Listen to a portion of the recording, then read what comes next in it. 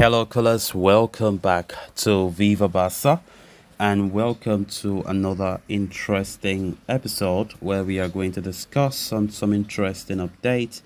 We start with Pedri Gonzalez as the 100 million rated Barca star will have final say on return from injury as Real Madrid clash looms. We are going to discuss on that as we progress. Secondly, talking about Eric Garcia, who in a recent interview talks about Xavi, Cancelo, Ferran Torre, Girona move. We are also going to discuss on everything he had to say. So as we get right into it, please do ensure to subscribe, turn on the post bell notification to always stay notified whenever I post a new video. Consider liking the video and please watch it right up to the very end. Barcelona have been rocked by injuries over the past few weeks, which has left them in a difficult position, especially with the big game against Real Madrid just around the corner. Robert Lewandowski, Jules Koundé, Frankie de Jong, and Sergio Roberto all appeared set to miss the first El Clasico of the season on October 28th. Rafinha could be back in time, while Lamine Yamal and Alejandro Balde are likely to be available for Xavi, with the Spanish pair already resuming group training today. And there is a positive feeling surrounding the recovery and availability of midfield sensation Pedri as well. Indeed, as per Mundo Deportivo, Pedri's recovery from the thigh injury he sustained back in August has been going on very well, putting him in the picture for a comeback against Real Madrid. Soon after he was injured, it was reported that the midfielder, whose market value stands at 100 million euros, would be out of a period of about 8 weeks. This period will be completed next week, which would mean that Pedri could be ready in time to play for Barca against Real Madrid at the Estadio Olympic Luis Companys. Club sources indicate that the Spanish international's progress and evolution are positive, putting him in the fray for the blockbuster clash against Carlo Ancelotti's men later this month. However, Xavi has made it clear that the final call about Pedri's availability will be up to the player and his feelings. It goes without saying that the clash between Barcelona and Real Madrid is monumental, as it could be a six-pointer in the context of the La Liga title race. And given that Pedri is one of their best players, Barcelona would ideally prefer to have him ready and available for that match.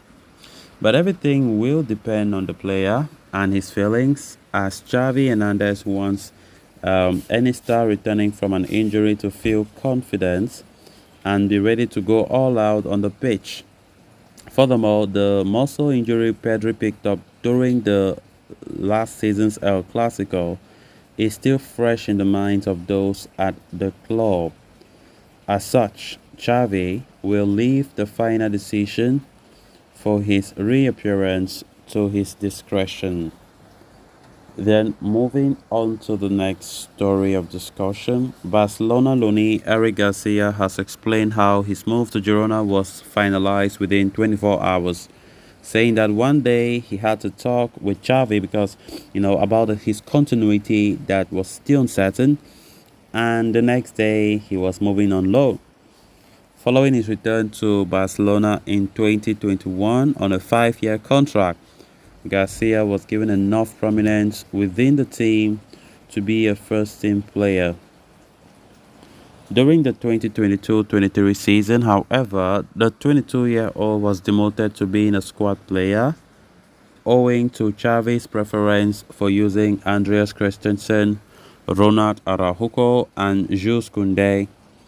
As a result, Garcia was eventually used as a pivot towards the end of the previous campaign, and although the signs were positive, There was no affirmation of his constant participation. Furthermore, with Ilkay Gundogan and Aurelio Romeo both arriving, even the option of playing in midfield was closed. The player eventually forced a loan exit, joining Girona until the end of the season, and as it turns out, he has been their first choice centre back, having played 7 games while clocking 479 minutes. He said, "In 24 hours, my future at Barca changed. On Thursday, I spoke with Xavi and we agreed that I would stay, and on Friday, I ended up leaving on loan. That's what the transfer market has." Of course, the centre back went on to explain the challenge he faces at Girona, saying that although there is pressure, he gets more time to analyze his performance as there are fewer matches to play. He said, "Playing in Girona brings a different pressure.